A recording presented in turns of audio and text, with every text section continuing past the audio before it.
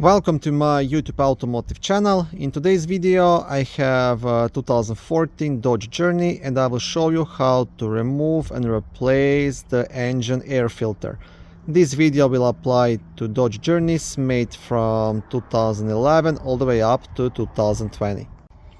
In case this video was helpful, please consider supporting the channel by liking the videos, subscribing to the channel, or becoming a channel member. Now the engine air filter is located under the front hood, just here on the driver's side under this cover. So the first thing you want to do, you want to unscrew 4 Phillips screws. You'll have 2 on this side and 2 on the opposite side, one here and one just here.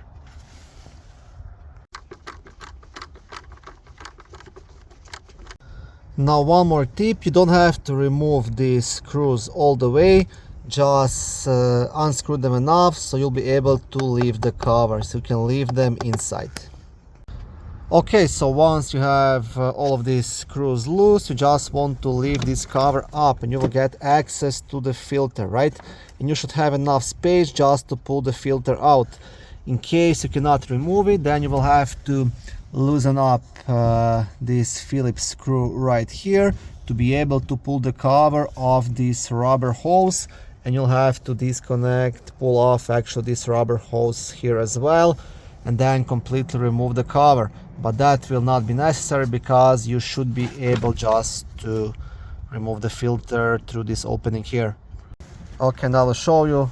You see, it's not too hard to remove it. This filter hasn't been replaced in quite a while, and I just got this car, so I like to do all the filters and the oil change and stuff like that, some general maintenance. Thank you for watching this video. I hope it was helpful and educational. If it was, please like it and consider subscribing to my YouTube automotive channel. On my channel there is lots of how-to videos, do-it-yourself videos, car reviews, product reviews and other similar automotive topics.